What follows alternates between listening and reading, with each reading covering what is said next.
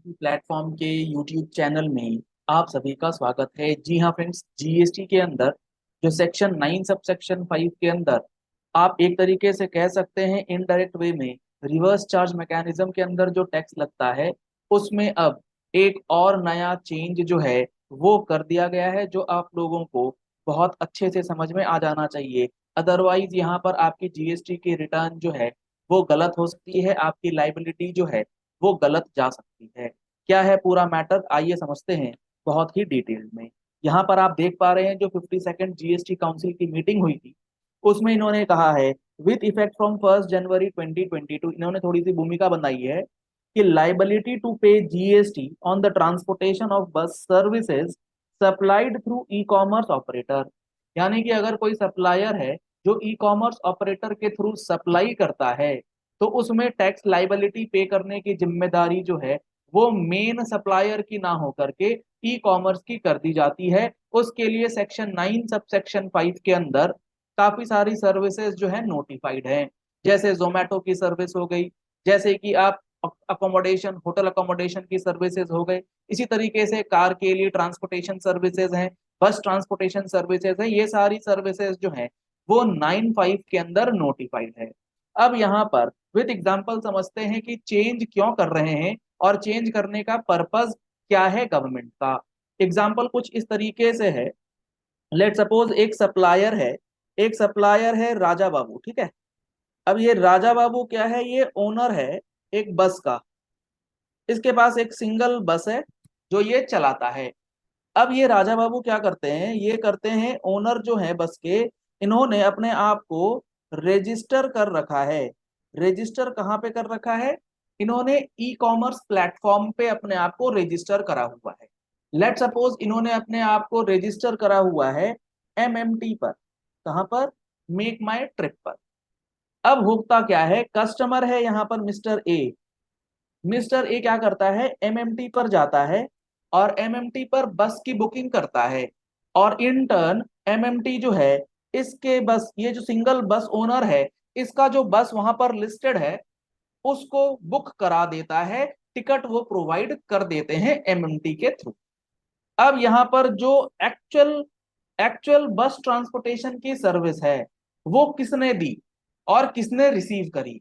Actual supplier है यहाँ पर ये बंदा जो राजा बाबू है, जो ओनर ऑफ बस है। सप्लायर यही है, सर्विस ये सप्लाई कर रहा है।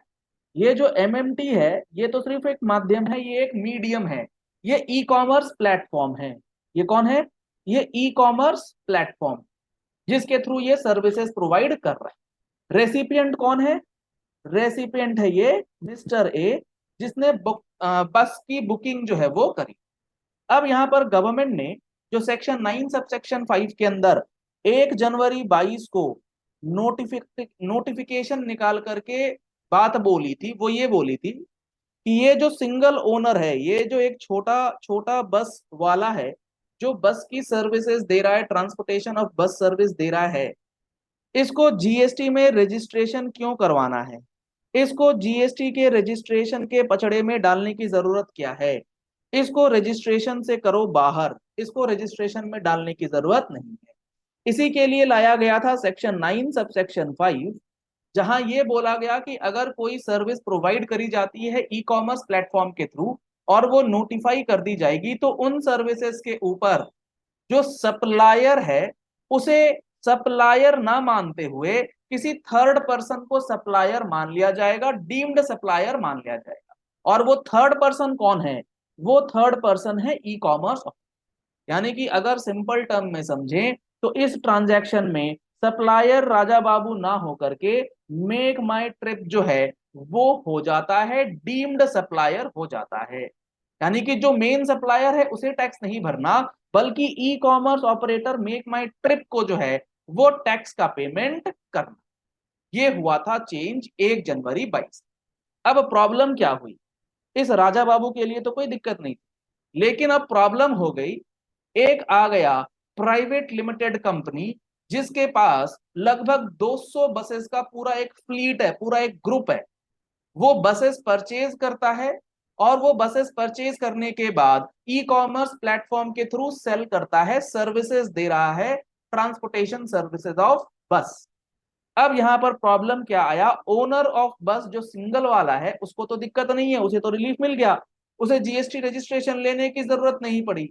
लेकिन अब एक कंपनी आई पिक्चर में, कौन आया, एक अब कंपनी आ गई, well structured company, well informed company, पूरे इंफ्रास्ट्रक्चर के साथ, पूरे टेक्नोलॉजिकल एडवांसमेंट के साथ, जो कि जीएसटी रिटर्न्स भी भर सकती है, सारा कुछ कंप्लायंस वगैरह सारी चीजें वो हैंडल खुद से कर सकती है, अकाउंटेंट्स, चार्टर्ड अकाउंटेंट्स, एडवोकेट्स को रख सकती है। अब इनके सामने प्रॉब्लम क्या आई, इनके सामने प्रॉब्लम ये आई कि गवर्नमेंट ने कह दिया कि ट्रांसपोर्टेशन, अब इन्होंने क्या कहा था, बस ट्रांसपोर्टेशन सर्विसेज। तो अब ये जो कंपनी है, ये जब बस ट्रांसपोर्टेशन की सर्विसेज दे रही है इस एमएमटी के थ्रू, तो ये बैकएंड से 200 बसेस लेट सपोज परचेज करती है, तो इसके पास इनपुट टैक्स क्रेडिट जमा हो गया है 20 लाख रुपए का। अब इन सर्विसेज के लिए जो कि ये एमएमटी के थ्रू सप्लाई करती है, उसके ऊपर टैक्स की लाइबिलिटी तो एमएमटी की आ गई, एमएमटी को टैक्स भरना है। मान लो एमएमटी के थ्रू जो सप्लाई करी गई है वो करी गई है 50 लाख रुपए की। अब इस 50 लाख रुपए के ऊपर लाइबिलिटी इस कंपनी, जो ये बस की कंपनी है जिसके पास 200 बसेस हैं, उसे तो पे करना नहीं है, वो पे करना है मेक माई ट्रिप को। तो 50 लाख रुपए के ऊपर कोई लाइबिलिटी इसकी बन के नहीं आई। एंड इन टर्न जो इसका ये आईटीसी था 20 लाख रुपए का, ये अनयूटिलाइज रह जा रहा है, इसका यूटिलाइजेशन जो है वो नहीं हो पा रहा है। यानी कि छोटे लोगों को तो यहां रिलीफ मिल गई थी, लेकिन बड़े कॉरपोरेट्स को प्रॉब्लम आ रही थी, उनका इनपुट टैक्स क्रेडिट जो है वो कहीं ना कहीं वर्किंग कैपिटल ब्लॉकेज के रूप में जा रहा था। तो अब गवर्नमेंट के पास ये रिप्रेजेंटेशन गई, भैया हम तो कंपनी है, हमें इस एएमएमटी के जो पचड़े हैं 95 से बाहर निकालो, क्योंकि हम खुद से टैक्स भरने भरने के लिए बिल्कुल बिल्कुल आप समझिए कि आपका कंप्लायंस वगैरह सब कुछ कर देंगे, बट हमें आईटीसी लेने दीजिए। तो गवर्नमेंट ने इनकी बात को समझा। अब गवर्नमेंट ने कह दिया कि 95 के लिए, 95 के अंदर जो सर्विसेज हैं वो रेस्ट्रिक्टेड रहेंगी सिर्फ और सिर्फ इंडिविजुअल बस ओनर्स की। अगर आप कंपनी के कैटेगरी में आएंगे तो 95 से आप बाहर कर दिए जाएंगे, मीनिंग देयर बाय कि सप्लायर अब ई कॉमर्स ऑपरेटर ना रह करके आप एज अ कंपनी ही सप्लायर हो जाएंगे। अब अमेंडमेंट के बाद 50 लाख पे टैक्स आप भरेंगे एज अ बस ऑपरेटर, और इसका जो आईटीसी है वो भी आपको मिल जाएगा। ये पूरी बात इन्होंने इस प्रेस रिलीज के अंदर लिख करके बताई है, फटाफट से एक बार आप देख लीजिए। These trade facilitation measure was taken on the representation of the industry association that most of the bus operators supplying through eco owned one or two buses, जो सिंगल ओनर राजा बाबू वाला बात हो गया, and were not in a position to take registration and make GST compliant। इस वजह से इन्होंने कहा था कि ठीक है भैया ई कॉमर्स को कर दो, जो सप्लायर है वो ई कॉमर्स वाला हो जाएगा, क्योंकि वो पूरा इंफ्रास्ट्रक्चर लेकर के बैठा है। To arrive at a balance, अब इनको बैलेंस करना था बड़े और छोटे में, तो balance between the need of small operators for ease of doing business, छोटे को परेशानी ना हो उनको बिजनेस करने में, and the need of large organised player, ये एक बड़ा ऑपरेटर जो है, ऑर्गेनाइज्ड प्लेयर जो है, उसको आईटीसी लेने में भी दिक्कत ना आए। तो अब काउंसिल ने रिकमेंड किया है कि bus operators organised as companies may be excluded, organised as companies, only and only companies may be excluded from the purview of 95। This would enable them to pay the GST using their IP। तो बहुत ही अच्छा amendment ये कर दिया गया है, reverse charge के दायरे से एक तरीके से कह लीजिए कि इस कंपनी वाले को बाहर निकाल दिया गया है, ताकि आईटीसी का बेनिफिट जो है वो ये ले। आशा करते हैं आपको ये बात समझ में आ गई होगी। इसी तरीके से आप कंप्लीट अंडरस्टैंडिंग चाहते हैं जीएसटी के एक एक प्रोविजंस के लिए, तो आप हमारा जीएसटी का प्रैक्टिकल फुल कोर्स 2023, जिसमें 180 घंटे से ज्यादा की क्लासेस आपको प्रोवाइड करी जा रही हैं, जिसमें फ्री अमेंडमेंट क्लासेस जो हैं वो भी आपको मिल जाएंगी।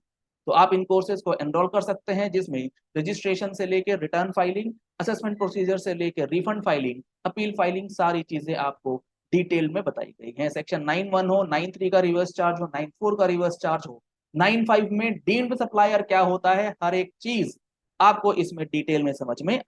अगर आप इन कोर्सेज में रजिस्टर करना चाहते हैं तो नंबर्स आपको स्क्रीन पे दिए गए हैं, इन नंबर्स पे कॉल करके व्हाट्सएप करके आप रजिस्ट्रेशन करा सकते हैं। और जीएसटी के मंथली एंड इनकम टैक्स के मंथली अपडेट्स के लिए आप हमारी टैक्स मैगजीन का सब्सक्रिप्शन जो है वो भी करा सकते हैं। Thank you and have a nice day.